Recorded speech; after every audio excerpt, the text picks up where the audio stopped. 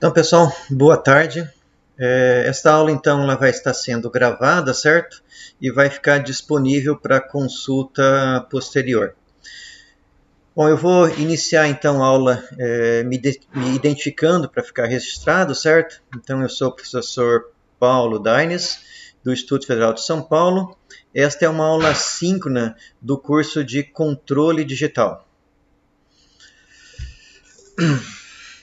Bom, pessoal, eu vou começar então a nossa aula comentando um pouco sobre a estrutura do curso e mostrando como que a nossa disciplina está organizada no Moodle, certo? Como o conteúdo da nossa disciplina está ali organizado no Moodle.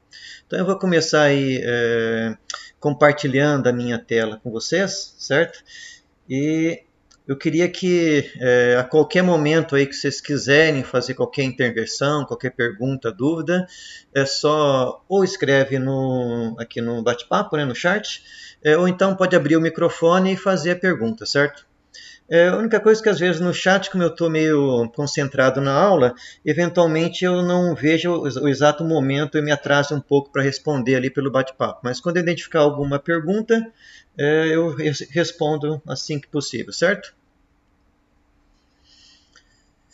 Tranquilo? Bom, então eu vou começar aí compartilhando a tela.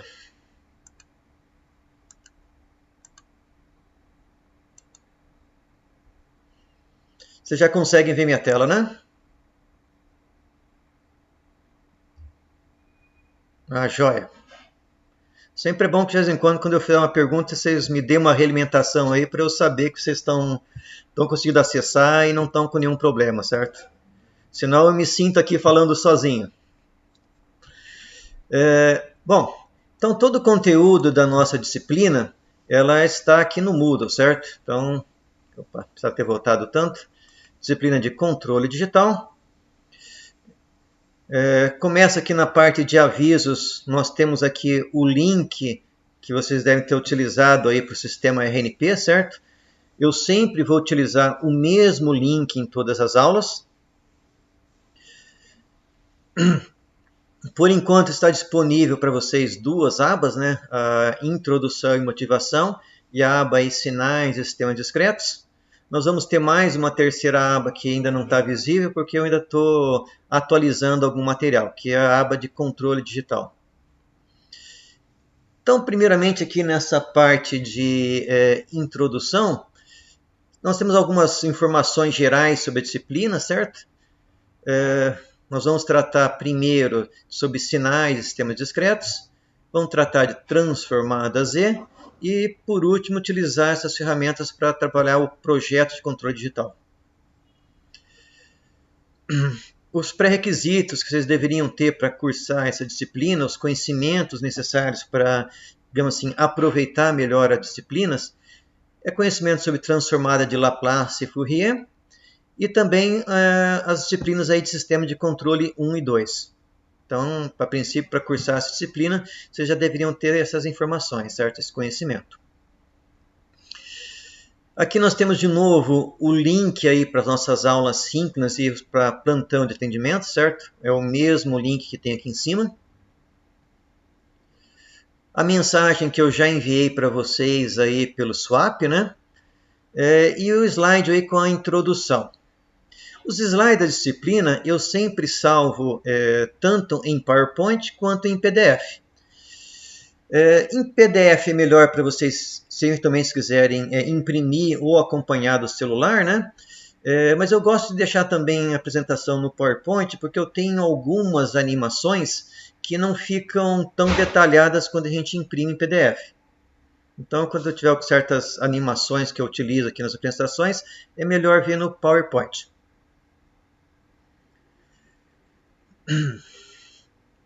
Bom, então essas são as informações gerais que nós temos aí. Na sequência, nós temos a nossa primeira aba com conteúdo realmente, né, que é sobre sinais e sistemas discretos. Eu sei que vocês já tiveram ou estão tendo nesse semestre uma disciplina de processamento de sinais, né?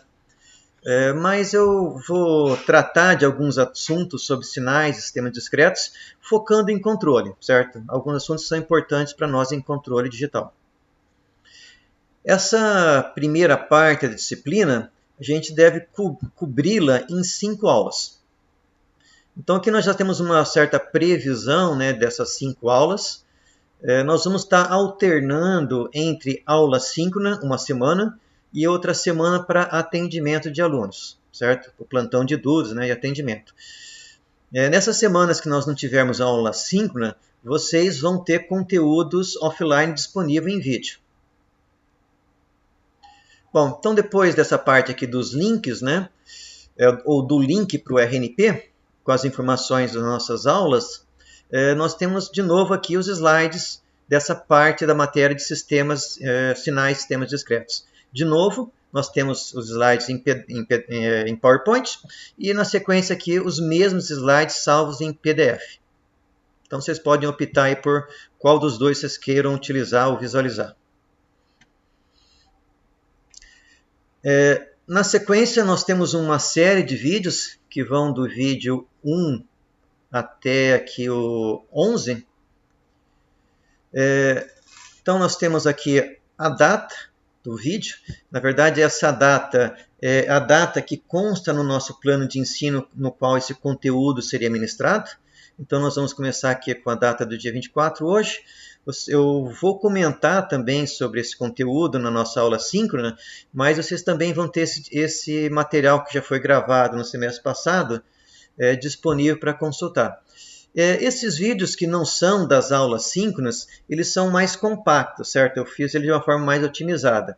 Aqui na aula síncrona, a gente sempre é um pouquinho mais lento, né? Até porque eu não edito a aula síncrona, então vai com algumas... com certas pausas que a gente faz aí no meio da aula, certo? Então, para o dia 20, é claro que vocês podem ver esses vídeos quando quiserem, né? Essa data é somente a data que consta no plano de ensino. Então, nesse primeiro, no vídeo 1, nós tratamos ali sobre introdução e motivação. No vídeo 2, introdução a sinais amostrados e conversor na lógica digital. E assim, nós vamos avançando aí até o vídeo 11, certo? Esses 11 vídeos, eles cobrem praticamente essa primeira parte da matéria. Alguns como eu vou também fazer aulas síncronas, alguns conteúdos vão ficar dobrados, certo? Vocês vão poder conferir tanto na aula síncrona, quanto nesses vídeos assíncronos que tem disponível aqui no nossa aula, certo? No Moodle. Ok, roteiro do trabalho, eu vou conversar daqui a pouquinho. E na sequência aqui abaixo tem uma série de material auxiliar, certo?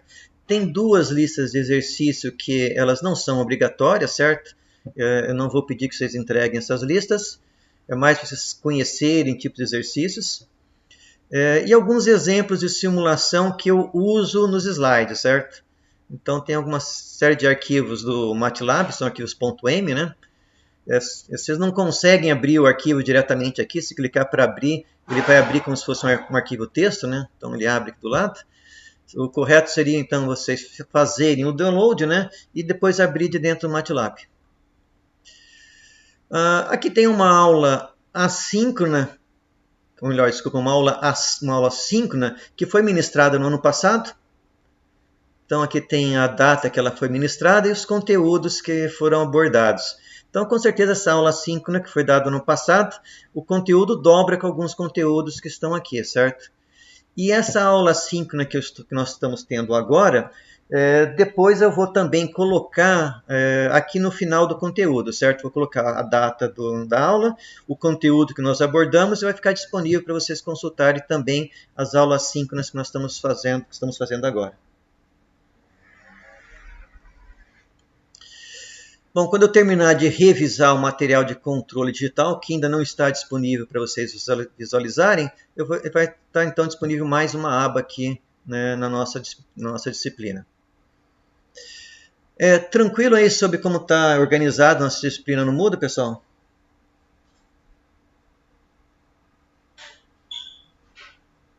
Eu já vi que boa parte de vocês já se inscreveram aqui no Moodle, né? Basicamente 30, aí tem que tirar eu e mais um outro que são só... Então deve ter 28 alunos já inscritos.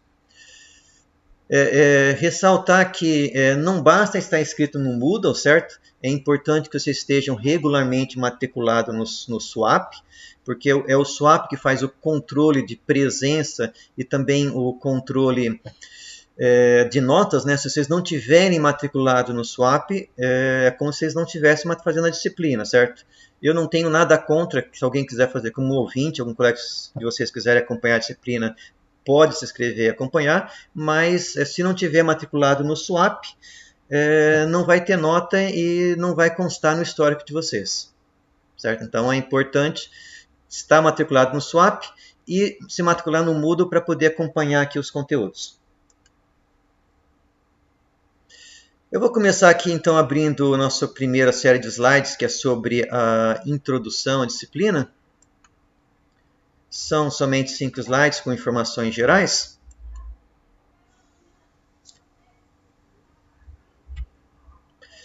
Bom, então aqui novamente o que nós vamos abordar, de forma resumida, né, o que nós vamos abordar na disciplina: análise de sinais e sistemas em tempo discreto, transformada Z, projeto de controladores digitais, os pré-requisitos, né, transformado de Laplace, controle 1 e 2.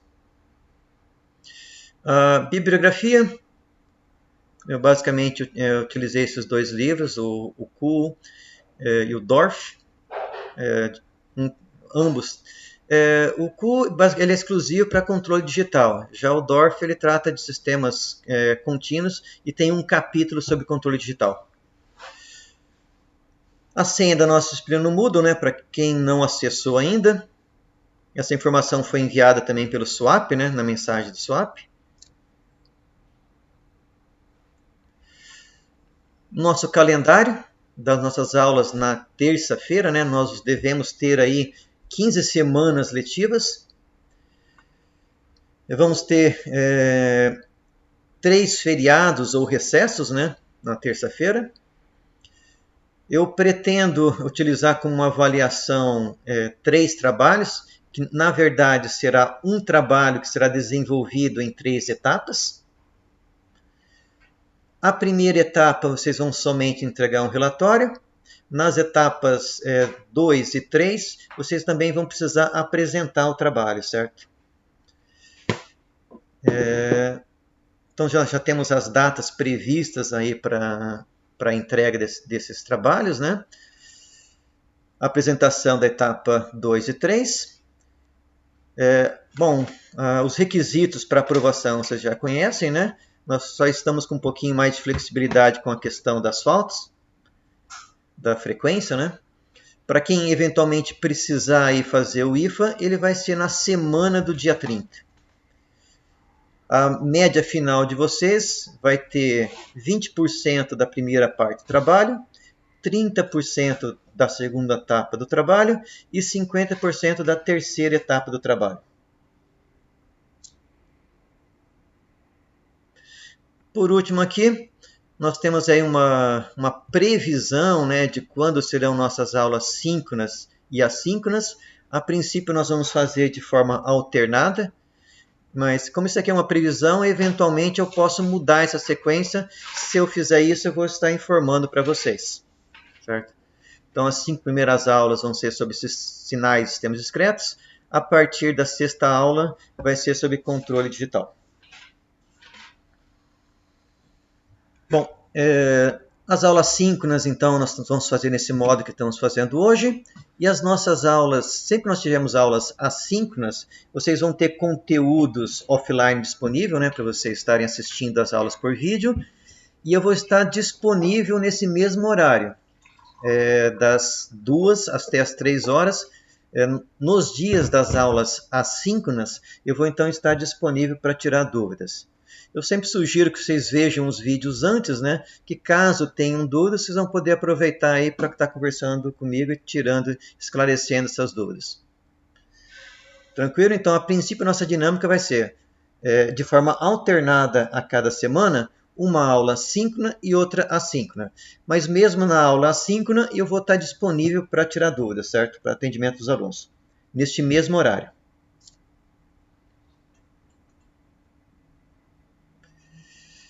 Inclusive, essa informação está no Moodle, né? Então, se eu abrir aqui de novo o Moodle,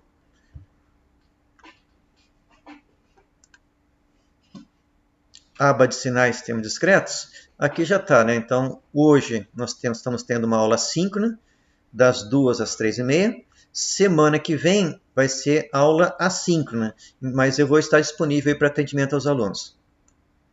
Então, a princípio vai ser alternado. Se eu for mudar esse padrão, eu vou estar informando para vocês. Certo? Dúvidas até agora, pessoal?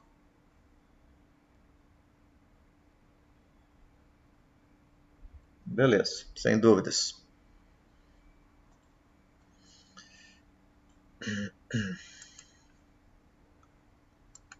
Bom, então essa foi a parte inicial aí para estar explicando para vocês como nosso material está organizado no Moodle, né? Também o nosso calendário, o sistema de avaliação que nós vamos estar adotando. Essas 3 etapas do nosso trabalho vão ser sempre entregues em relatórios, né? E as etapas 2 e 3, além do relatório, vai ter uma apresentação. Para esse trabalho, em geral, a gente aceita aí grupos de 4, certo? A gente segue esse padrão porque na disciplina de laboratório de controle de digitais, que vocês têm com o professor Eduardo Costa, né? Em geral, ele também adotava grupo de até 4 alunos. Como os alunos geralmente utilizam o mesmo, como se diz, a mesma planta, né, nas 2 disciplinas, então eu acabo mantendo também um grupo de 4 alunos. Algum grupo cabe mais um? Uhum. Pois é, mais que 4 alunos, fica difícil, né? Então acho que dá para se repartirem aí.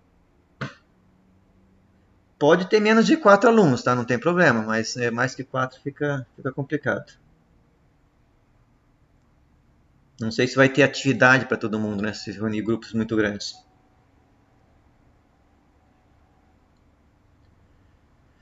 Bom, vocês vão ter aí bastante tempo aí para se organizar, certo?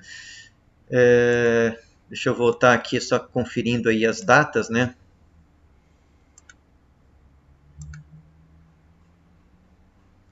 Então, a entrega aí da primeira etapa do trabalho vai ser só em início de fevereiro, né? Então, nós vamos ter todo dezembro e janeiro.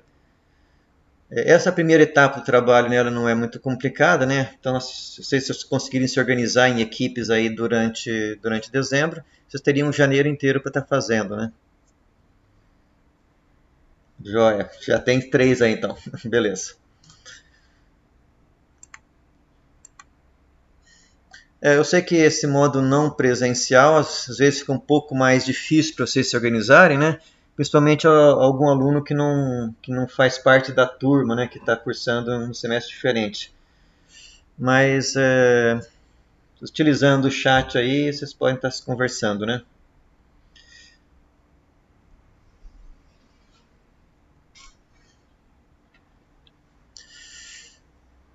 Bom, então vamos começar aí, de fato, né, a nossa primeira aula, passada essa parte de introdução.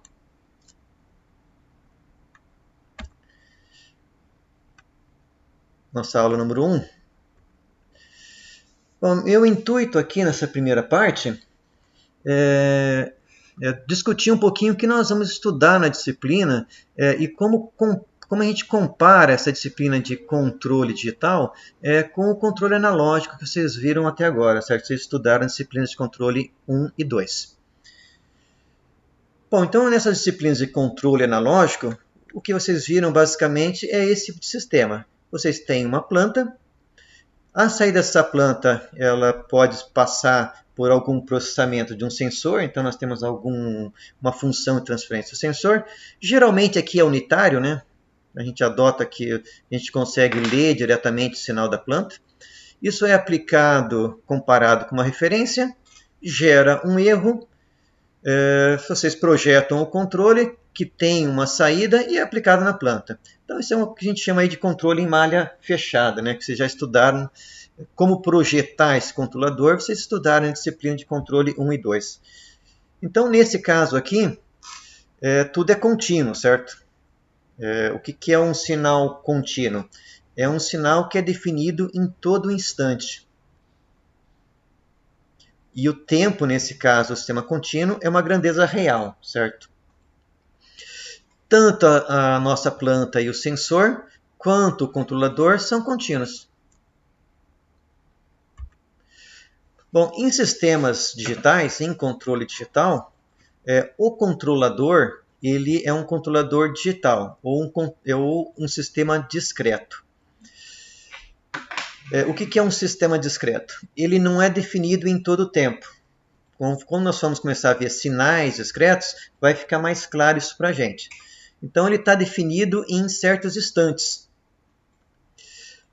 Para fazer a interface entre o sistema discreto e o sistema contínuo, nós temos então os conversores digital-analógico e analógico-digital. Então, esses dois conversores, eles fazem a interface, né, entre o nosso mundo real, que é contínuo, com o nosso sistema de controle, que na prática, hoje em dia, todos são digitais. Em alguns casos, né, nós vamos ver que, por exemplo, quando a frequência de amostragem foi muito alta, o nosso controle digital, né, ele se aproxima muito do controle contínuo. Mas nós vamos analisar isso com mais detalhe ao longo aí da disciplina. Bom, em geral, então, nos cursos aí de controle, né, 1 e 2, o curso acaba quando vocês projetam um controlador e tem a função de transferência em S, né? Aí acabou o projeto, né? Na prática, se nós estivéssemos implementando um controlador analógico, ele seria implementado através de amplificadores operacionais, resistores e capacitores. Esse circuito que nós temos aqui, ele representa um PI analógico. Nós temos uma etapa de entrada que compara uma referência com uma entrada, ou seja, isso aqui é um circuito diferenciador. Nós temos aqui um AMPOP com um capacitor que faz a integração e temos mais um AMPOP aqui que coloca um ganho. Então isso aqui ele implementa um controlador, um PI analógico. Eu duvido que alguém já projetou algo desse tipo e duvido também que alguém vai utilizar um controlador desse tipo hoje em dia, certo? Praticamente todos os controles, na verdade, são digitais. Isso aqui é coisa que se fazia lá em 1950, né, na época da Segunda Guerra Mundial, que teve um grande avanço essa parte de controle clássico, né, principalmente voltado para a guerra. Né. Aqui então são mais alguns exemplos, né, de circuitos aí para fazer somatório, né, diferenciação, né? Então nós temos um capacitor aqui, integração, então são circuitos que fazem essas diferenciação, integração, ou seja, operações matemáticas, né, de forma analógica. Mas por curiosidade, né?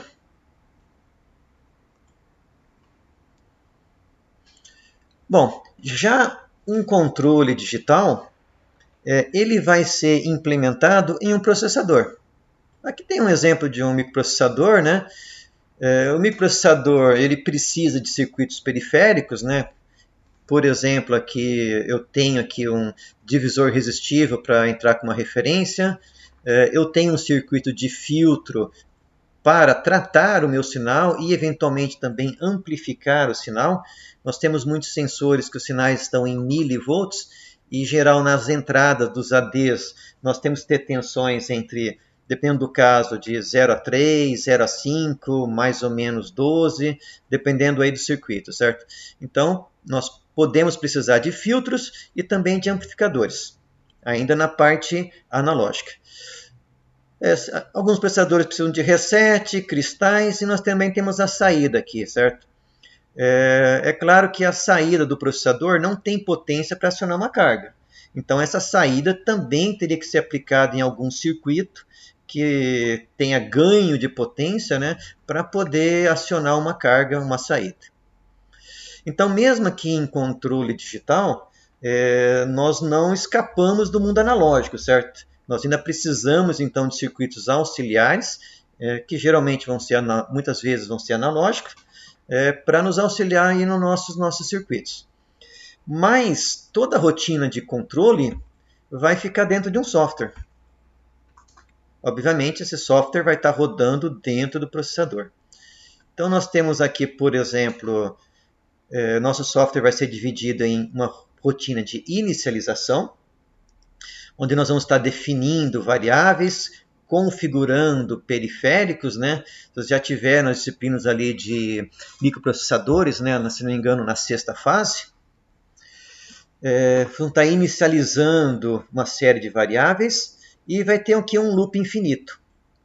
A nossa rotina de controle, ela nunca vai estar aqui no programa principal. Ela tem que estar numa rotina de time ou de PWM, e essa interrupção ela tem que ser executada com uma dada periodicidade de projeto, que a gente vai chamar de período de amostragem. E esse período de amostragem tem que ser muito regular, tem que ser, ele não pode estar variando. Se ele variar ou se ele não for regular, fatalmente nós vamos descobrir problemas que não tem como ser previsto na etapa de projeto, porque na etapa de projeto nós supomos que tudo acontece com a periodicidade no período de amostragem. Então, dentro dessa interrupção, o que nós vamos ter? Leitura de sinal de entrada, de novo aí, atualizações de variáveis, por exemplo, cálculo de um erro, e uma equação que nós chamamos de equação a diferenças. Então, em sistemas digitais, nós vamos ver que as equações diferenciais que nos representam um sistema contínuo, em sistemas digitais elas vão ser equações a diferenças. Vão ser sempre somatório de produtos. Então, o nosso controle, a nossa equação de controle, vai ser uma equação a diferenças. E por último, depois que eu tenho a minha saída, eu tenho que jogar isso para uma dada entrada. Essa entrada, a gente vai ver que pode variar desde um sinal contínuo até um sinal de PWM. Nós vamos abordar isso com mais detalhes. Então, isso é um controle digital. Nós temos um hardware e temos um software que vai estar implementando o controle. Tranquilo até aqui, pessoal? Alguma pergunta?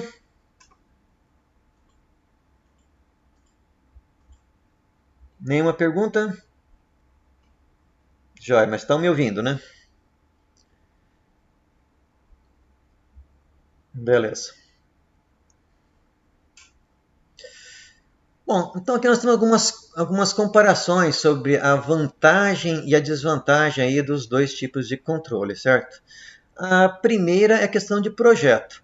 Como até agora vocês só viram controle analógico, então vocês têm maior facilidade de projetar controlador analógico do que controlador digital.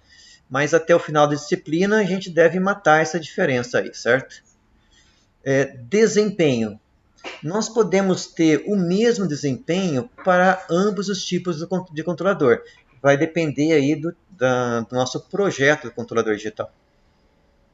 Flexibilidade. Aqui o controle digital começa a, digamos assim, disparar em termos de vantagem, né? Se eu quiser, por exemplo, refazer ou alterar um controlador digital, o que eu preciso fazer é alterar valores de constantes no programa. Eu não preciso mexer em nenhum hardware, né? Se eu tivesse um controle analógico, ou eu tenho que ir com uma chave de fenda e mexer num potenciômetro para mexer o valor de um resistor, ou eu teria que trocar algum resistor. E se eu quiser trocar de um PI para um PID, eu tenho que trocar de hardware. No controle digital, eu posso mudar os parâmetros do controle, eu posso reprogramar e programar um novo tipo de controlador, e dependendo como for o meu hardware, eu posso fazer isso até remotamente. Se o meu controle estiver instalado num local de difícil acesso, por exemplo, estiver lá num desses rovers que estão em Marte, você pode mandar daqui da Terra o teu controlador para lá, reprogramar o motorzinho lá da roda e vai tudo voltar a funcionar, certo? Você não precisa sequer estar presente no local, né? Então, flexibilidade é uma das grandes vantagens de controlador digital. sensibilidade a ruído, temperatura ou variação de componentes. Então, apesar de a gente ainda utilizar componentes analógicos em algumas partes do nosso controle, mas após a digitalização da informação e até antes de nós estarmos de novo transformando no sinal analógico, durante todo esse processo, o nosso controle ele é praticamente imune a ruído. Certo? Se entrar um ruído que seja capaz de mudar uma informação dentro da memória, significa que já deve estar queimando quase tudo ali dentro. Para um ruído ter uma intensidade tal para mudar uma informação de um sinal digital, é porque essa situação está muito feia, certo? Então, em geral, controladores digitais são muito mais imunes a variações aí, tanto de ruído quanto temperatura. Nesses nossos, por exemplo, um PI analógico que depende aí de um amplificador operacional, resistores, os resistores variam com temperatura, certo? Então, os meus ganhos num controlador analógico também estaria variando com a temperatura. Componentes. Vamos supor que eu projotei e falei, olha, eu preciso de um resistor que tenha um valor de 10.1K. Eu vou lá na minha tabela e descubro que eu só tenho 10K. Automaticamente o resistor que eu estou utilizando, ele não é exatamente o valor que eu queria. Posso utilizar um potenciômetro? Posso, mas é sempre um ajuste maior. Outra coisa é que o componente, em geral, ele tem um erro. Vai ser 10K mais ou menos 5%. Então, dependendo do componente que eu pegar, eu também vou estar pegando um componente que não tem o valor que eu gostaria. Tudo isso praticamente não existe em controle digital, certo? Esses problemas todos são só de controles analógicos. Complexidade da lei de controle. Nós vamos ver alguns controles que não existe um equivalente analógico. Nós primeiro vamos ver os controladores, vamos discretizar os controladores analógicos, ou seja, vamos trabalhar com um controlador PID digital, mas nós também vamos ver alguns métodos de controle que não têm o equivalente analógico. Certo? Nós podemos fazer leis de controle muito mais complexas, podemos implementar alguns controles não lineares. Então, existe um mundo que nós podemos fazer aqui em controle digital que não é possível fazer em analógico. E também incorporar funções. Por exemplo, nós podemos ter um controlador que se autocalibre.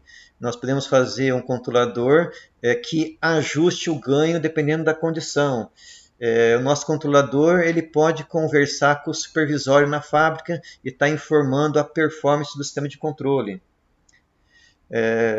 O controlador também, vamos supor que seja algum ponto do carro, né? Ele pode estar lendo lá o sistema que está injetando gasolina, ele pode estar te informando qual que é o consumo de combustível.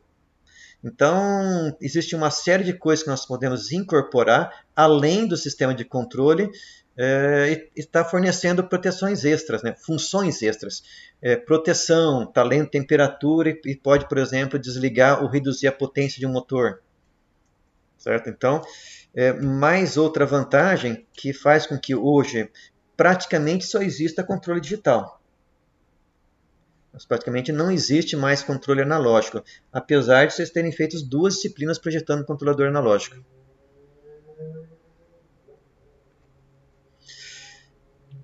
Bom, um controlador analógico, apesar de eu ter mostrado um controlador digital, ter mostrado um processador, ele também pode ser implementado num CLP. Existem vários outros hardwares, né, que nós podemos estar implementando aí controladores digitais.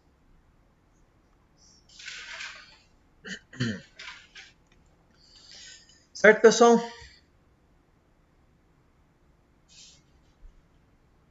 Tá todo mundo aí? Ok. Bom, então nós vimos aí, vocês viram até agora projetos de controlador clássico, né, em controle 1 e 2.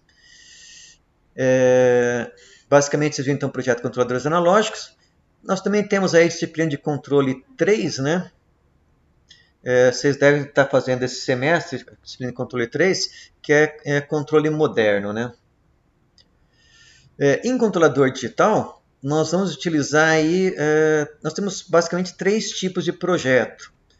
O primeiro seria projeto em tempo contínuo, e depois que eu tiver o controlador, eu simplesmente discretizo o controlador. Na prática, muitos controles são feitos dessa forma, que você faz o projeto todo contínuo, você insere os ganhos, né, proporcional, integral e derivativo, e muitas vezes você insere isso no controlador e nem sabe que está sendo implementado no controlador digital, certo? Mas nós também podemos fazer o projeto desse controlador tudo em tempo contínuo. Eu discretizo a planta, suponho que ela é contínua e faço o projeto do meu controlador todo em tempo discreto. E eu também poderia estar misturando as duas coisas. Fazer o meu projeto discreto, sabendo que a minha planta é contínua. No nosso curso, nós vamos abordar esses dois primeiros métodos, certo? Projeto controlador em tempo contínuo e projeto controlador em tempo discreto. Projeto controlador em tempo contínuo, basicamente é projetar um PI, um PID, é um controle de atraso ou avanço de fase, e no final eu vou e simplesmente discretizo o controlador. Projeto em tempo discreto, ele fornece, digamos assim, mais algumas possibilidades, certo? Nós podemos implementar alguns controles aqui que não existe um equivalente contínuo.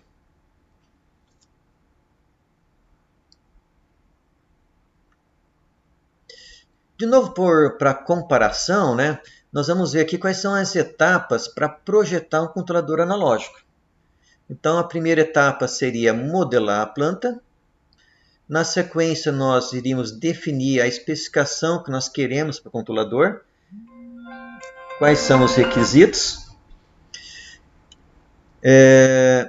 Uma vez que eu tenho isso, eu escolho um controlador que eu suponho que vai conseguir assim, dar conta dessas especificações, faço todo o projeto, verifico se estou conseguindo atingir essas especificações, e daí seria a última fase, né, que seria realmente implementar o circuito, né, do controle, né, que seria, no caso, aquele circuito com amplificadores.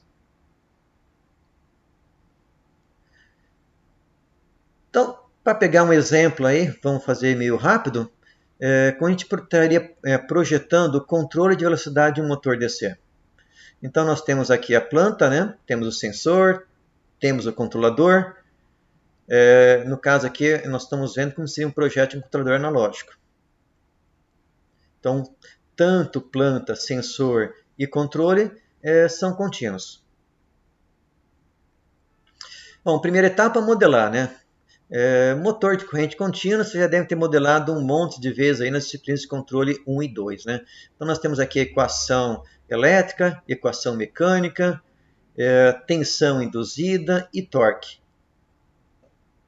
Aqui estão somente as especificações aí de todas as variáveis desse sistema. Com essas 4 equações, nós conseguimos obter então uma função de transferência para a planta, em função de todos os parâmetros que nós temos aí, né?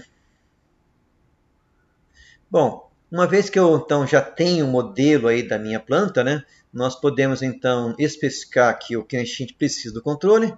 Como exemplo, por exemplo, eu quero erro nulo em regime, eu quero que tenha um sobressinal máximo de 20% numa entrada de grau, e eu quero um tempo de acomodação de 125% em relação ao sistema em malha aberta. Bom, eu estou dizendo aí, eu acredito que com o controlador PI eu consigo atingir essa especificação. Só vou descobrir isso depois que eu tentar projetar o controle, né? Se eu não conseguir atender com PI, eu vou ter que tentar depois projetar novamente para um outro controlador. Bom, existem vários métodos de projeto, né, que vocês estudaram aí nos cursos de controle 1 e 2. Um deles seria pela alocação dos polos e zeros. Eu sei que para atender aquela especificação que eu passei, eu preciso ter um dado amortecimento, eu preciso ter um tempo de resposta máximo. Então eu sei que se eu posicionar os polos do meu sistema, da minha equação característica numa dada região, eu vou conseguir atender a especificação do meu projeto. Então nesse método aqui seria pela alocação de polos. Então eu vou ter que projetar os coeficientes aqui do meu sistema, de tal forma que eu chegue lá no Kp, no Ki, que me posicionem os polos do sistema nessa dada região que eu defini. Uma vez que eu tenho, então, os ganhos aí proporcional e integral, em geral, em controle, nós vamos até aqui, certo? Nos cursos de controle. Mas se eu quisesse realmente implementar um controle analógico, eu ainda teria que passar por mais uma etapa, certo? Eu teria que dimensionar os valores dos resistores que eu preciso para implementar esse circuito. Como eu tenho somente duas variáveis para serem implementadas e tenho uma quantidade muito maior de resistor e capacitor, existem infinitas soluções para eu poder implementar esse circuito. Só tenho algumas restrições que eu preciso ter aqui, certo?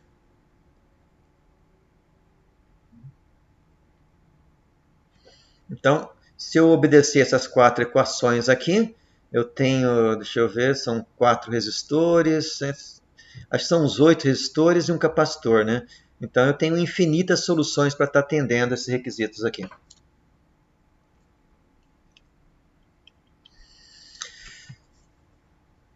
Certo, pessoal? Então isso é só para a gente ter uma ideia de como seria o projeto de um controlador analógico, né? Todo mundo acompanhando? Nenhuma dúvida?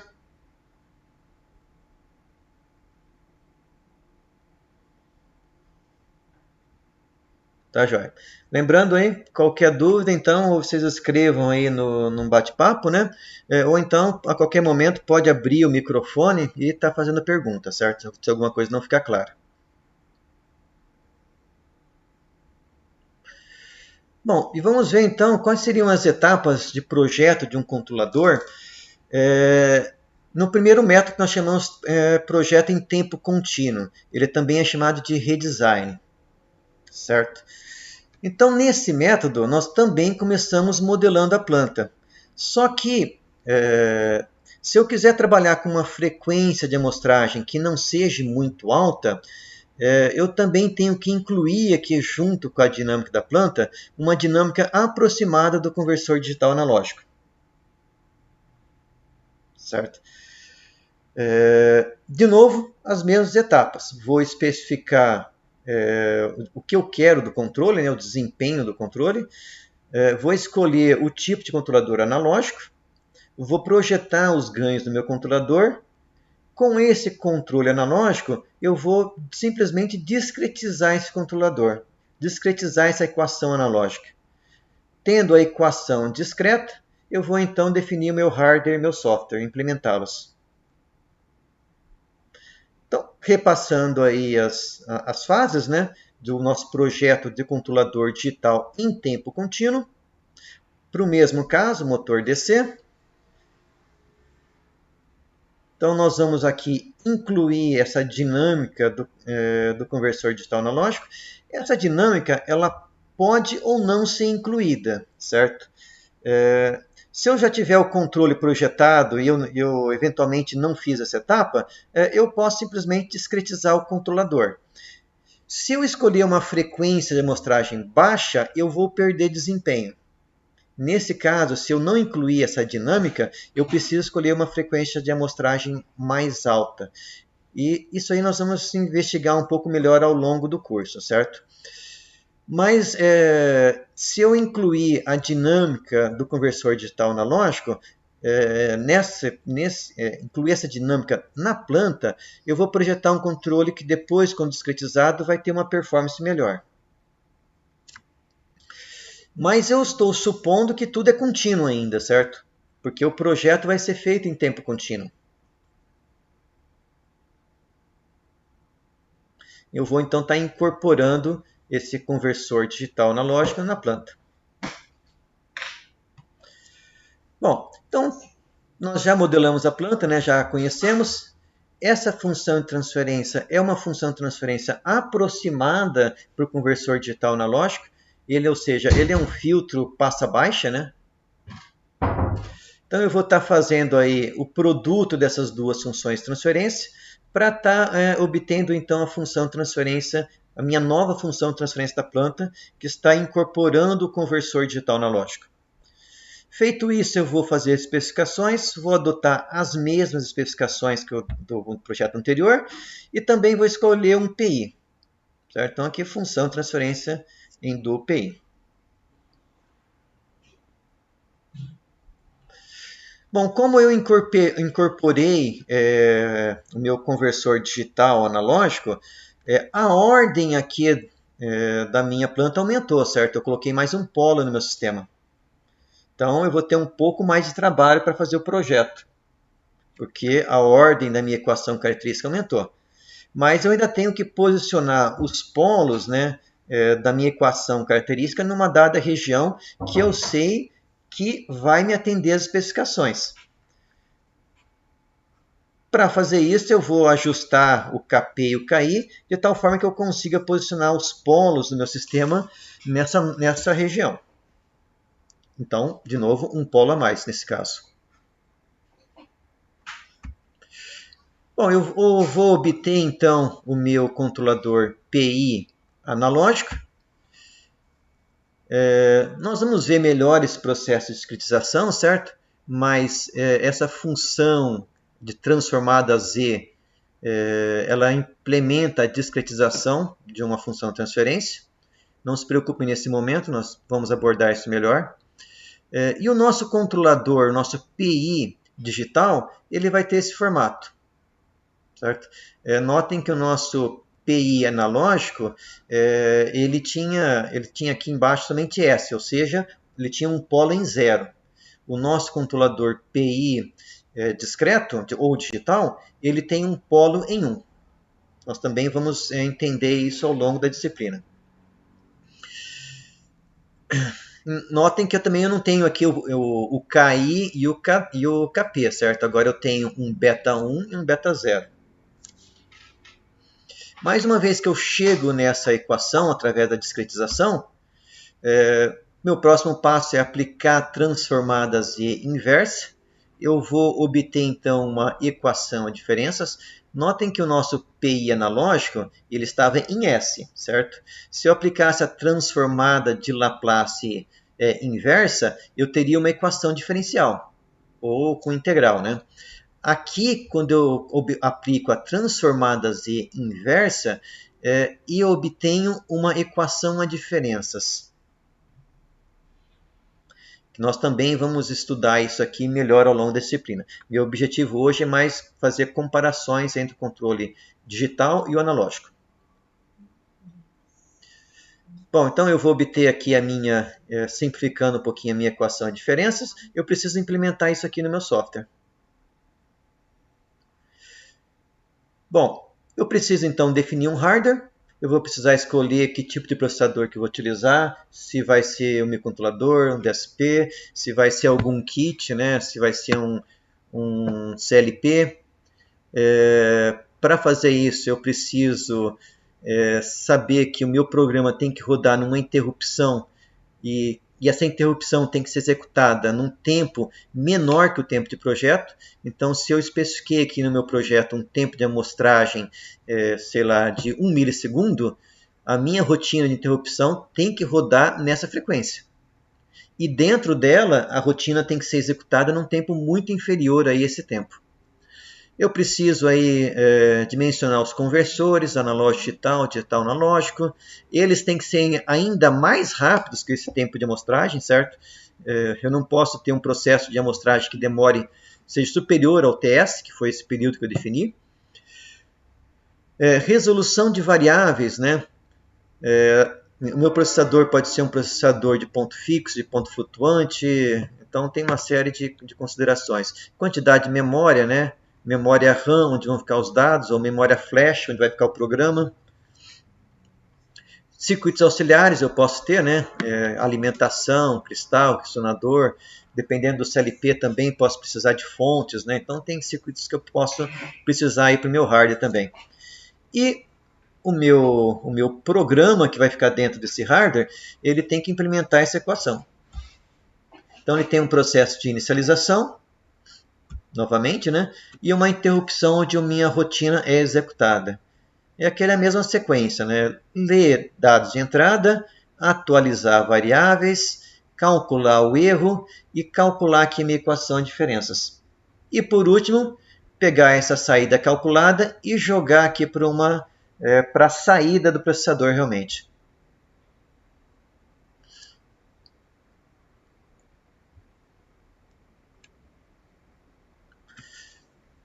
Bom, esse método ele tem a vantagem aí de facilidade de projeto, porque vocês já sabem projetar controlador analógico, né? Controlador em S. Nós consideramos, mas ele não considera de forma 100% correta a dinâmica aí dos conversores digital analógico e analógico digital. E também ele tem uma resposta aí, imprecisa em altas frequências. O que é alta frequência? É frequências próximas do período de amostragem. Então, o inverso do período de amostragem é a frequência de amostragem. Então, em frequências próximas a essa frequência, ele não tem como se diz, uma boa performance. Dúvidas aí, pessoal? Podemos seguir em frente?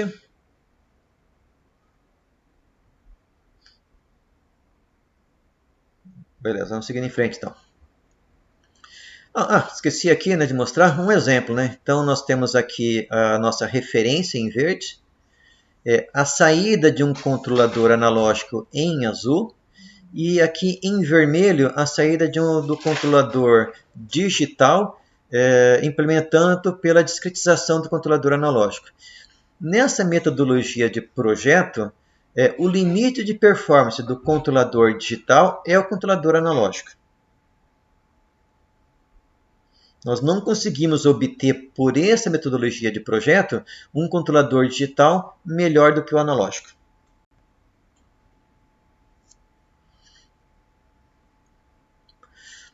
Bom, a segunda etapa, o segundo tipo de projeto que nós vamos estudar na disciplina, seria o projeto do controlador em tempo discreto.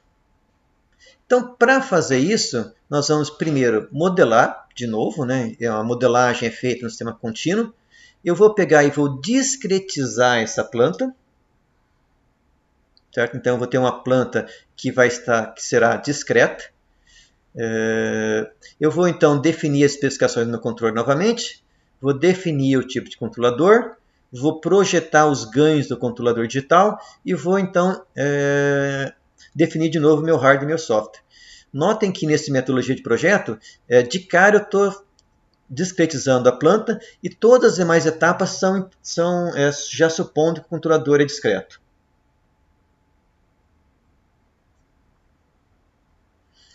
Então, nessa etapa de projeto, para mim, tudo vai ser discreto.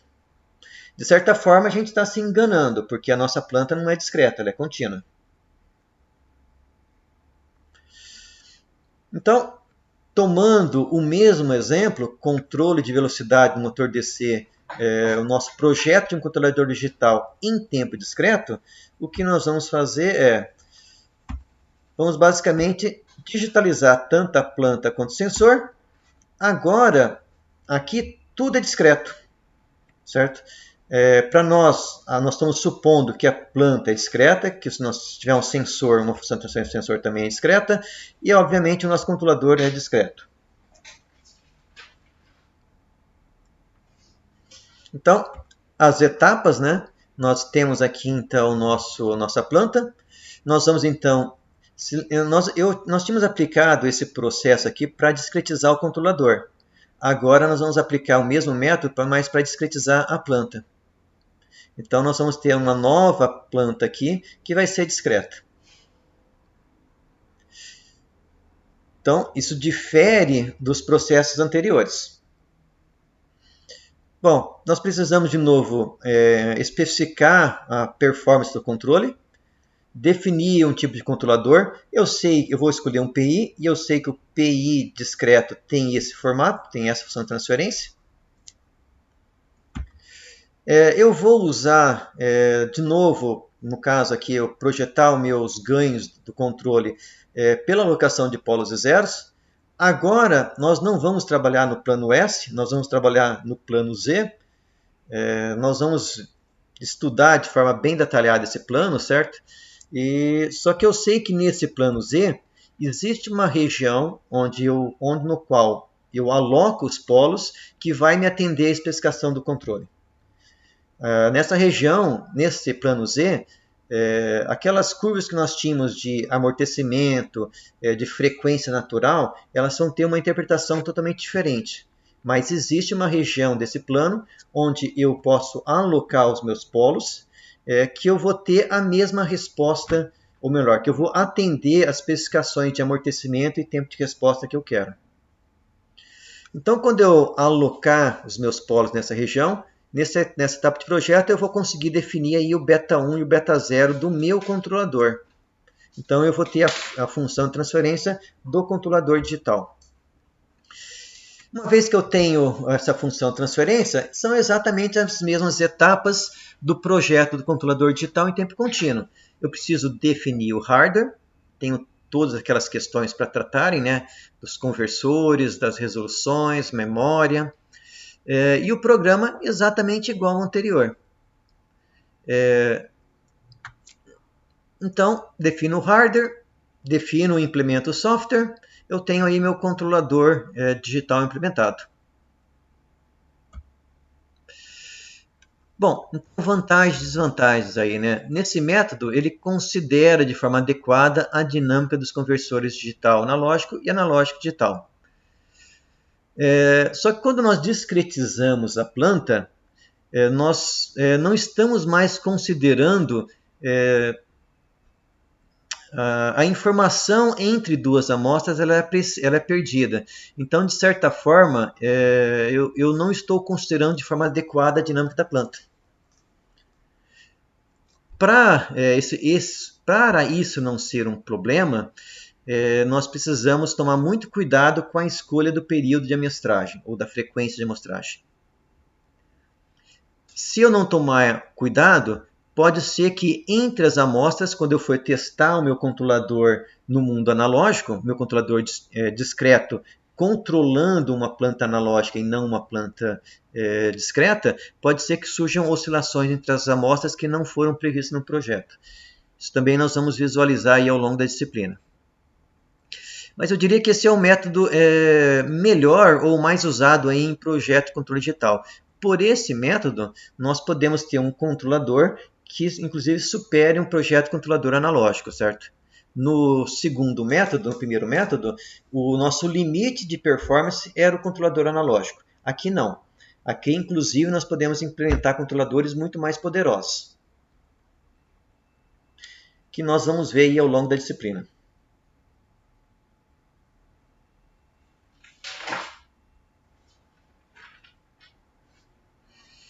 Bom, o último método que nós não vamos abordar na disciplina é fazer o projeto do controlador discreto sabendo que a nossa planta é contínua e considerando os nossos conversores nesse processo. Esse é um método muito mais difícil, certo? Muito mais complexo, apesar de ele considerar a dinâmica dos conversores, ele considerar a dinâmica da planta, mas ele é um método de projeto muito mais complexo que a gente não aborda aí no curso de graduação. E ele geralmente só é usado quando eu preciso trabalhar com uma frequência de amostragem baixa, certo?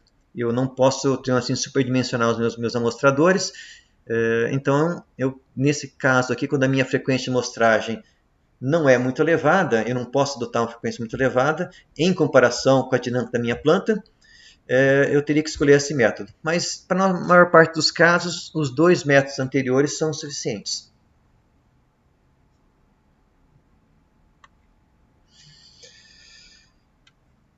Alguma pergunta até agora, pessoal?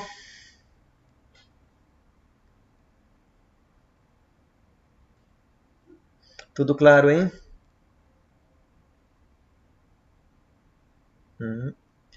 Não, sim?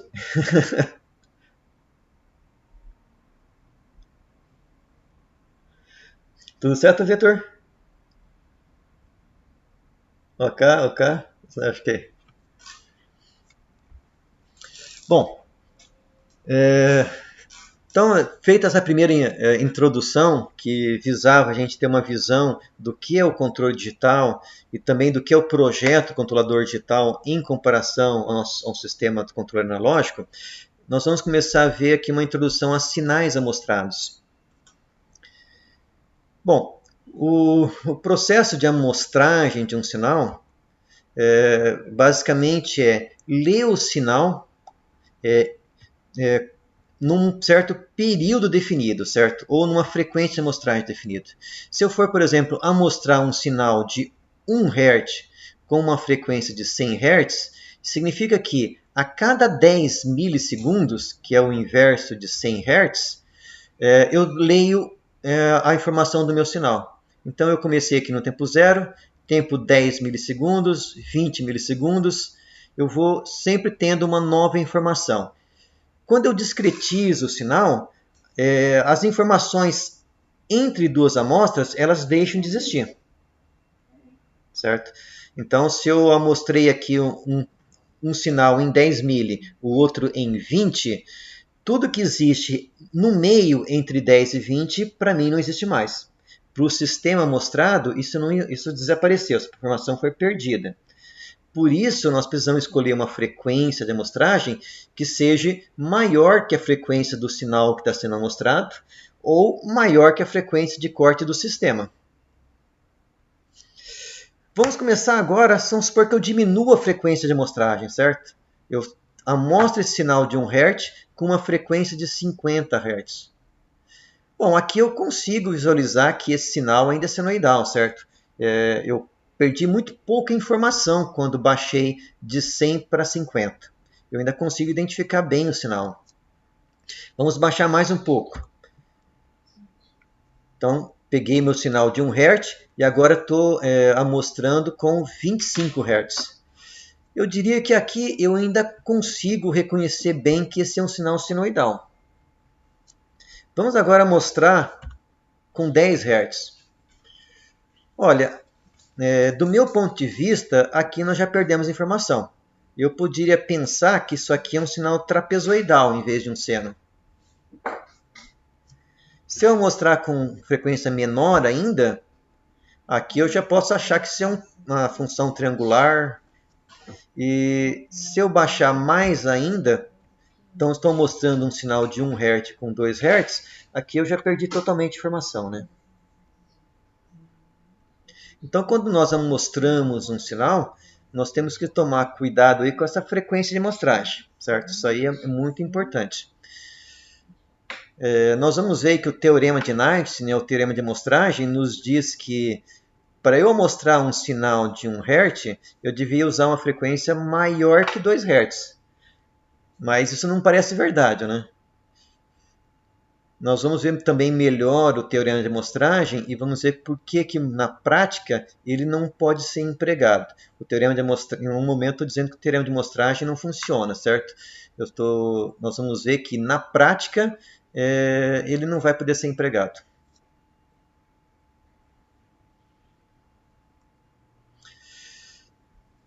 Tranquilo, pessoal? Deu para ter uma primeira noção aí, então, do que é amostrar um sinal?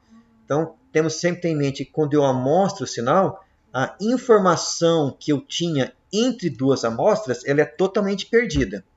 Então, se eu não escolher uma frequência de amostragem adequada, eu posso perder totalmente a informação e posso cometer erros depois.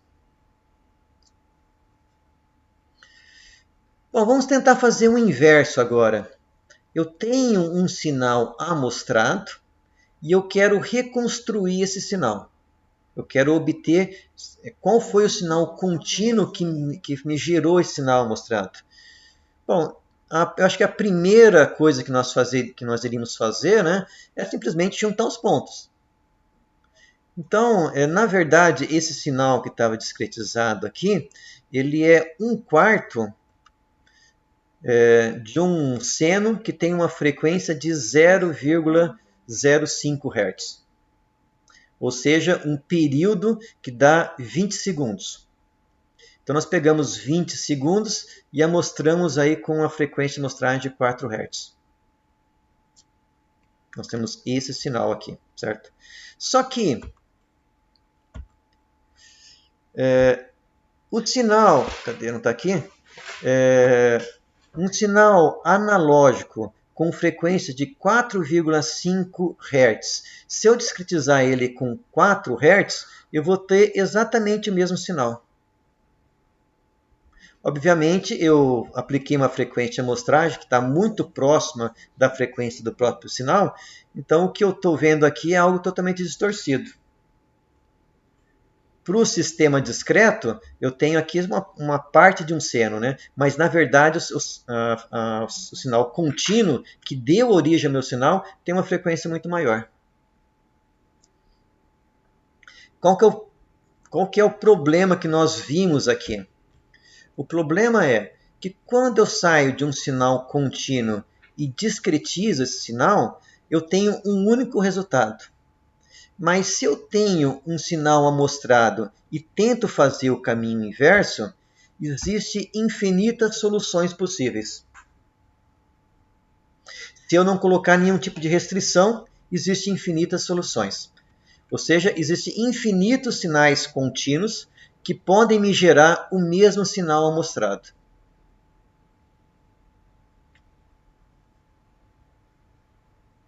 Esse é um problema, que se eu não colocar algum tipo de restrição, eu não consigo reconstruir o sinal.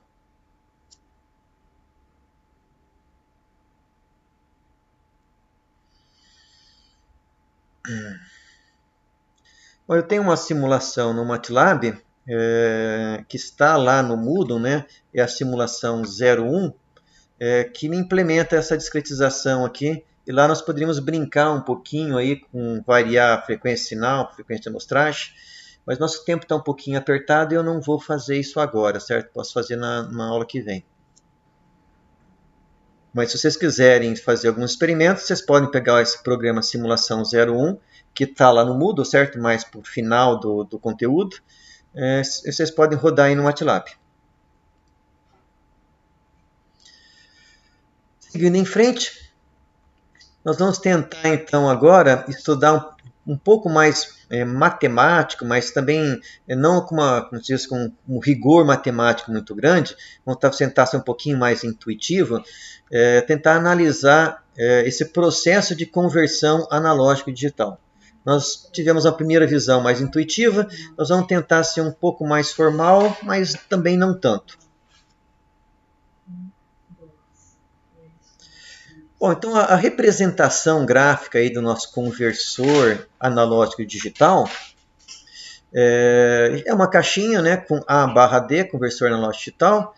Do ponto de vista matemático, o nosso processo de amostragem é a multiplicação do meu sinal contínuo por um sinal que nós vamos chamar de trem de pulsos. Então, um impulso unitário é um sinal que ele é 1 somente quando o tempo é igual a zero, e zero para todos os demais tempos. Já o que nós estamos chamando aí de trem de pulsos unitário, ou sequência de pulsos unitário, ele assume o valor 1 a cada período TS. Então aqui em 0 ele tem um pulso em 1, em TS ele tem um pulso em 1, 2 TS, 3 TS, e assim até mais ou menos infinito. Uma forma de representar esse sinal é um somatório, onde K vai de menos infinito até infinito, da minha função impulso unitário deslocado. Então, matematicamente, esse somatório me representa aqui, certo? Bom, esse somatório, na verdade, para cada valor de K, para K igual a zero, ele vai retornar somente o impulso na origem. Para K igual a 1, ele vai retornar o impulso em TS. E assim para cada valor de K, certo? Cada valor de K representa um desses impulsos. Qualquer dúvida aí, pessoal, vocês façam a pergunta ou aí no chat, de novo, né? Ou então no microfone. Bom, como o meu sinal amostrado é o produto do meu sinal contínuo por essa função de trem de impulsos ou sequência de impulsos unitário, então eu tenho esse produto da minha função, que eu ainda não sei qual é, vezes essa sequência de impulsos unitário. Eu posso pegar a minha função e jogar para dentro do somatório sem nenhum problema. Então notem que se eu tiver um sinal qualquer aqui, quando eu fizer esse produto, onde eu tenho os meus impulsos unitários, 1 vezes o sinal vai dar o próprio sinal. Entre os impulsos eu vou ter 0. Então isso é o que eu estou chamando aqui de F asterisco de T. Eu não estou chamando aqui de Z ou de K ainda, porque esse sinal F asterisco, ele só tem valores diferentes de 1 em TS. Só que entre as amostras, o valor dele é 0. Certo? Ou seja, ele ainda está definido entre as amostras. Esse F asterisco de T. Ele ainda não é um sinal digital. Ele é um sinal que tem valores somente em múltiplos de TS, e entre TS seu valor é 0. Bom, uma forma de demonstrar o que acontece com esse processo de discretização, nós vamos pegar um sinal conhecido, que é o sinal A seno de ômega t. Certo? Então eu quero discretizar esse seno. Bom, se eu aplicar transformada de Fourier em cima desse meu trem de pulsos, então esse sequência de pulsos unitário é um sinal periódico com frequência de TS, com período de TS. Então eu consigo, se eu aplicar transformada de Fourier, obter uma função que é múltipla de cossenos. Então eu tenho que esse meu sequência de impulsos unitários, ele pode ser escrito como 1 sobre TS, 1 mais 2, somatório de cossenos. Então vocês se lembrem que qualquer função periódica eu posso escrever como sendo um somatório de senos ou cossenos. No caso da minha sequência de impulsos, é uma soma só de cossenos.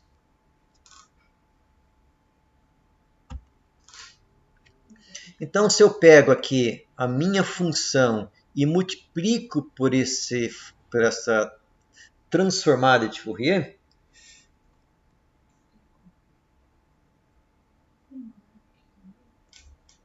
desconectado, opa.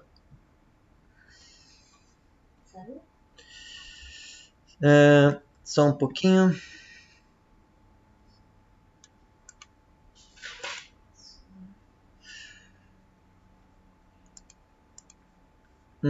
Vocês estão me acompanhando ainda, pessoal? Sim, ok. É que eu estava acompanhando aqui também pelo celular e meu celular desconectou. Então, vamos lá. Vou continuar lá na nossa apresentação. Bom, então nós temos que a nossa função de impulsos unitários, nossa sequência de impulsos unitários, ela pode ser representada em transformada de Fourier por uma soma de cossenos. Eu vou então tentar discretizar a minha função seno. Então peguei aqui a minha função seno, vou multiplicar a função seno pelo impulso, eu tenho então essa função. Peguei a minha função seno, A, deixei o A em evidência, peguei o seno, multipliquei aqui e também multipliquei dentro do somatório. Eu podia deixar ele tanto fora quanto dentro do somatório, não faz diferença, porque os meus seno não dependem de K. Certo? Está sendo multiplicado seno vezes cosseno de K ômega S. Então vejam que esse ômega S que eu tenho no cosseno, ele é a frequência de amostragem em radianos por segundo. Esse ômega que eu tenho no seno, ele é a frequência do meu sinal contínuo. Lembrem que quando eu vou mostrar um sinal, eu tenho que escolher uma frequência que é maior que a frequência do sinal. Então esse ômega S, ele deve ser muito não, mas maior que ômega. Bom, aqui eu vou utilizar uma propriedade trigonométrica, né, que a gente aprende quando está estudando para o vestibular. Tem até algumas musiquinhas, né, cosseno vezes seno, seno A, seno B, cosseno A, essas historinhas todas. Mas se a gente for numa tabela aí de de funções trigonométricas, nós vamos encontrar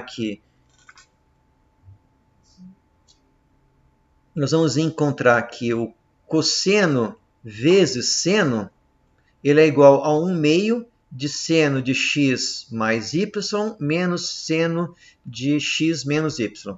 Então, eu vou substituir essa definição aqui no meu somatório. Notem, então, que eu tenho aqui na minha função discreta, o primeiro parâmetro é o meu sinal, certo? Ele tem uma certa atenuação aqui, que está sendo dividido por TS, né? Mas eu tenho o meu sinal. Aqui apareceu o meu sinal. Lembrem que ômega-TS é maior que ômega. Então, isso aqui é uma frequência bem maior que ômega.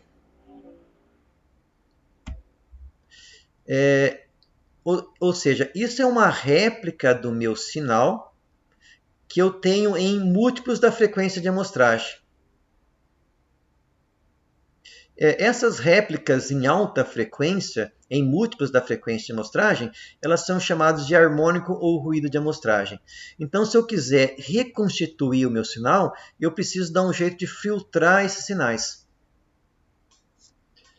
Aquele sinal que eu mostrei para vocês que tinha uma frequência maior, quando eu mostrei com 4 Hz, um sinal de 4,5, aquele sinal é um ruído de amostragem. Por isso que quando eu tento fazer o retorno de um sinal contínuo, de um sinal amostrado para um sinal contínuo, se eu não tomar cuidado, em vez de recompor o meu sinal original, eu vou estar recompondo um ruído de amostragem. Por isso que esse ômega-S, que é a frequência de amostragem, tem que ser maior do que a frequência do sinal. Se isso não for verdade, eu não consigo filtrar isso aqui. Se a minha frequência de amostragem estiver próxima da frequência do meu sinal, quando eu tentar filtrar isso aqui, eu também vou filtrar meu sinal ou vou acabar deixando passar o ruído de amostragem. Essa mesma análise que nós fizemos aqui no domínio do tempo, nós também podemos fazer no domínio da frequência, certo? Eu vou utilizar o domínio da frequência para fazer uma análise mais gráfica. Então, nós temos aqui a parte matemática, mas eu vou focar na parte gráfica, certo? Bom, então, graficamente, o meu sinal, que no tempo era um trem de pulsos unitário, na frequência ele também é um trem de pulso unitário. Lembra que quando eu apliquei transformada de Fourier, eu obtive o 1 e eu obtive também uma somatória de cossenos. Então, por curiosidade, né, o meu sinal que no tempo é um trem de pulsos unitário, na frequência ele também é um trem de pulso unitário. No tempo, o período era TS. Na frequência, o período é ômega-S. E ômega-S é 2π sobre TS. É a frequência em radianos por segundo. Tudo certo, pessoal? Estão conseguindo acompanhar? Joia. Bom, quando a gente representa sinais na frequência, geralmente nós só olhamos o lado positivo do espectro de frequência, certo? Porque o lado negativo é um espelho. Então a gente não costuma olhar o lado negativo porque nós sabemos que ele é uma réplica do lado positivo. Tanto que quando você vai ver lá os diagramas de Bode, o diagrama da frequência só aparece frequências positivas. Mas as frequências negativas é um espelhamento. Então uma função seno, por exemplo, ela representa um seno puro, né? Ela não tem harmônicos, ele é simplesmente um pulso com uma dada frequência. Então, essa frequência aqui é a minha frequência ômega. E ômega-S é a minha frequência de amostragem. Então, notem que esse pulso que está em vermelho aqui, ele me representa um seno que tem uma frequência menor do que a frequência de amostragem. Quando eu amostrar esse sinal, ou lembrem que no tempo nós fizemos o produto, o que significa que no domínio da frequência ele é uma convolução. Então, quando eu fizer esse processo de amostragem, eu vou ter aqui o meu sinal original. E notem que sempre em torno da frequência de amostragem, eu vou ter réplicas do meu sinal. Então, eu tenho o meu sinal aqui em torno do zero. Em torno dos múltiplos da frequência de amostragem, eu tenho réplicas do meu sinal. Então, se eu quiser, depois de amostrar o sinal, se eu quiser, amostrei o sinal, tenho o meu sinal e as réplicas. Se eu quiser, vamos lá. Se eu começar agora a aumentar a frequência do sinal em relação à frequência de amostragem, nota que eu aumentei a frequência do sinal. E nesse caso, por último aqui, eu aumentei a frequência de tal forma que a minha frequência ultrapassou a metade da frequência de amostragem. Note que o meu harmônico de amostragem, nesse último caso, ele ficou com uma frequência mais baixa que a frequência do meu sinal. Então, quando eu fui abrindo o sinal em torno de zero, eu também vou abrindo o sinal em torno da minha frequência de amostragem. Se o meu sinal ultrapassar a metade da frequência de amostragem, o meu ruído vai ficar para baixo da metade da frequência de amostragem. Quando eu quiser reconstituir o sinal, vamos supor que eu conseguisse implementar um filtro ideal, e um filtro ideal é uma onda quadrada no domínio da frequência. Aqui eu consigo filtrar e recompõe o meu sinal. Aqui eu também consigo filtrar e recompor o meu sinal. Mas aqui, quando eu aplicar o filtro, eu vou, na verdade, obter o ruído de amostragem. Então, eu não posso ter um sinal cuja frequência seja maior do que metade da frequência de amostragem. Se o meu sinal ultrapassar a metade da frequência de amostragem, quando eu tentar recompor o sinal, eu vou obter somente o ruído. Deu para entender isso aí, pessoal? Tá joia. Bom, e se o meu sinal não for um seno puro? Certo? Eu vou supor, então, que o meu sinal tem uma certa... lembre do diagrama de Bode. Então, no meu diagrama de Bode, isso aqui seria meu sinal. Eu tenho aqui uma banda passante que vai até esse valor. O que é a banda passante? A banda passante é a frequência na qual, acima dela, eu não tenho mais sinal. Então, eu escolhi aqui uma representação triangular somente por facilidade de desenho, certo? Então, eu tenho aqui um sinal que tem uma banda passante limitada, certo? A sua banda passante não vai até infinito. Ela, acima dessa frequência, meu sinal não tem mais frequência, certo? Então, isso é um sinal com banda limitada.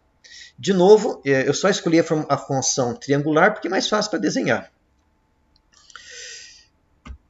Bom, quando esse sinal que tem uma certa banda de passagem aqui, né? Quando eu tentar mostrar esse sinal, o que vai acontecer é que eu vou ter o meu sinal original e vou ter réplicas desse sinal. Sempre centrados na frequência de amostragem. Enquanto quando eu tentar mostrar um sinal que não é um seno puro, mas é limitado em banda, quando eu amostro, o que eu obtenho é cópias desse sinal, além na frequência zero, também em múltiplos da frequência de amostragem. Bom, essa banda passante, enquanto ela for menor que ômega-s sobre 2, eu não vou ter problema. Então, vamos supor que eu tenho agora um sinal que a banda passante é um pouco maior, mas ainda está limitada em ômega-s sobre 2. Agora vamos supor que a minha banda passante do meu sinal ultrapasse ômega-s sobre 2. Notem que a banda passante do meu harmônico de amostragem vai ficar para baixo de ômega-s sobre 2. Essa região aqui, elas vão se somar. Então, o meu sinal, quando ele ultrapassar a banda passante ômega-s sobre 2, eu vou ter essa mistura aqui. Se eu tentar aplicar um filtro ideal para reconstituir os sinais, nos dois primeiros casos eu consigo reconstituir. No último caso, eu vou ter distorções do meu sinal em alta frequência. O que é alta frequência? Frequências próximas de ω/2. Então, esse é o cuidado que nós temos que ter quando formos amostrar sinais, a escolha da frequência de amostragem. Notem que nesse caso aqui, nós utilizamos um filtro ideal para reconstituir o sinal. Mas nós temos que ter em mente que filtro ideal não é implementável.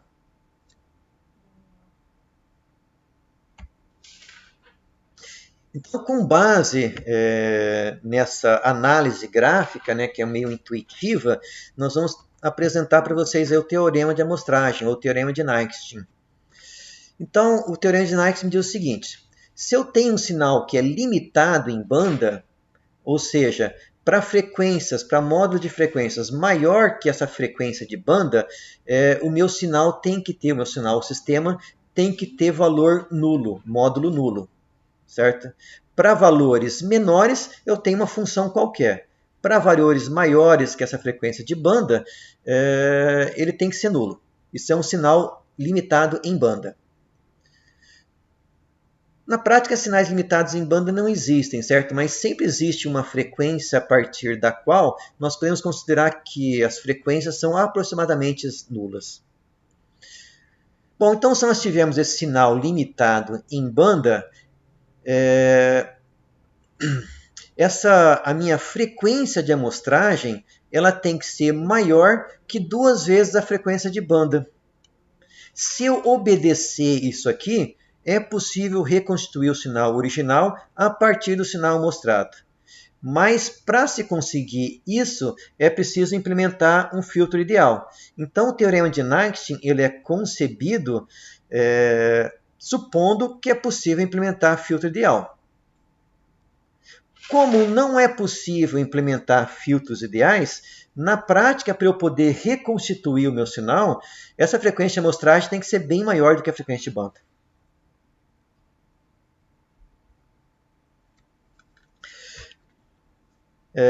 Então, algumas considerações aí, né? Frequência de amostragem maiores que 20 vezes a frequência de banda, em geral nós estamos superdimensionando o controlador. Frequência de amostragem menor que 4 vezes a frequência de banda, isso fatalmente vai fazer com que nós não conseguimos filtrar o ruído de amostragem. Nós vamos ter nosso sinal, quando nós reconstituirmos, ele vai ter uma interação com o ruído de amostragem. Em geral, uma boa frequência de amostragem vai estar entre 10 a 20 vezes a frequência de banda da minha planta, ou do sinal. Isso dá uma assim que a gente chama de um bom custo-benefício.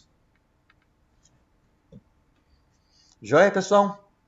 Então, a frequência de Nyquist me diz que a menor frequência que eu deveria ter para poder amostrar um sinal ou um sistema seria 2 vezes a frequência de banda. Só que isso só é verdade se eu conseguir implementar filtro ideal. Como eu não consigo implementar filtro ideal, eu tenho que usar uma frequência que a gente encontra aí de 10 a 20 vezes a frequência de banda.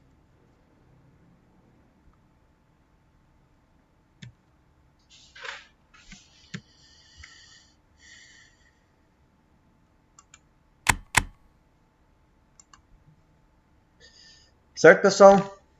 Todo mundo aí acordado ainda? Beleza. Bom, pessoal, esse era o conteúdo que eu tinha aí para passar na aula de hoje, certo? Então, discutir um pouco sobre o que é a nossa disciplina e passar uma primeira introdução do que é um processo de discretização, mostrar o teorema de Nyquist e também já comentar por que o teorema de Nyquist na prática ele não é aplicado, certo? Na prática, nós temos que utilizar frequências de amostragem que sejam bem maior do que a frequência de banda. Bom, a frequência de banda, um sinal em banda limitada, como eu falei para vocês, na prática não existe, certo? Mas a gente sempre pode adotar uma frequência e dizer que, frequências maiores que esse valor, o meu módulo é nulo. Vou dar um exemplo, por exemplo, de um sistema de primeira ordem. Um sistema de primeira ordem, nós podemos arbitrar que a frequência de banda é a frequência de corte. que nada mais é do que a frequência do polo do sistema de primeira ordem, certo?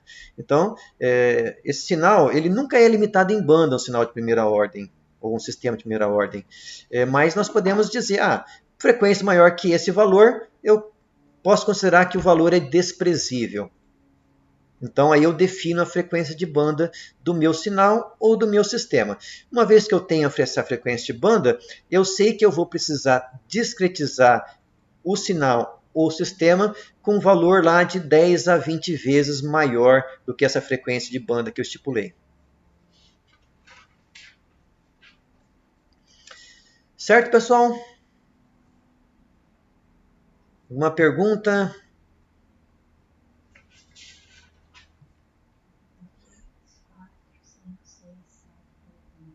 Tranquilo. Joia. Nenhuma pergunta, ok. Bom, pessoal, essa aula síncrona, ela foi gravada, certo? Então, eu vou estar disponibilizando ela no Moodle.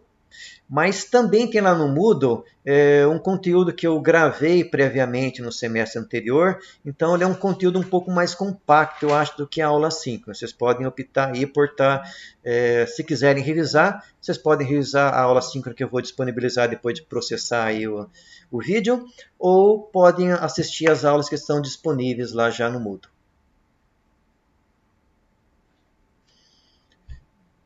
Tá ok? Bom, era isso que eu tinha aí para a nossa aula de hoje. Se vocês não tiverem mais perguntas, só gostaria de lembrar que na semana que vem vocês têm vídeos disponíveis para estar assistindo. As datas estão do lado ali do vídeo, certo? Nós não vamos ter uma aula síncrona, mas eu vou estar aqui do horário das 2 até as 3, no sistema aqui do RNP. Eu vou estar online disponível aí para tirar dúvidas de vocês.